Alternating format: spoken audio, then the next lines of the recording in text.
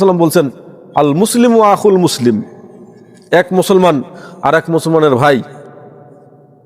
অতএব লা ইয়াজলিমুহু, এক মুসলমান আর এক মুসলমানের প্রতি জুলুম করবে না, অত্যাচার করবে না। ওয়ালা ইয়াকজুলুহু, এক মুসলমান আর এক মুসলমানকে অপমানিত করবে না, অপমান করবে না।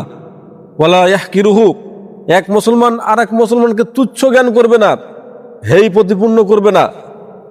তাহলে মুসলিমের ভ্রাতৃত্ব বোধে রাসূলুল্লাহ সাল্লাল্লাহু আলাইহি ওয়াসাল্লাম বলছেন এক মুসলিম আর এক মুসলিমের ভাই, তারপরে যাতে করে ভ্রাতৃত্ববোধ অটুট থাকে তাই বলছেন এক মুসলমান আর এক মুসলমানের প্রতি জুলুম করবে না, অত্যাচার করবে না, তাকে অপমানিত করবে না, তাকে হেই তুচ্ছ জ্ঞান করবে না।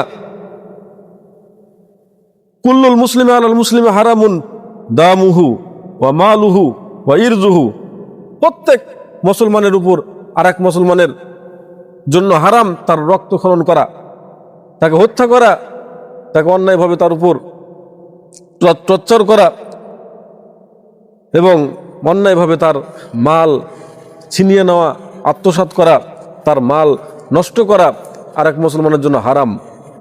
ওয়া ইরজুহু, এক মুসলিম আর এক মুসলমানের যাতে করে মান সম্মানে আঘাত না আসে, তো আর এক মুসলমানের মান সম্মানে আঘাত আনা এটাও কিন্তু হারাম।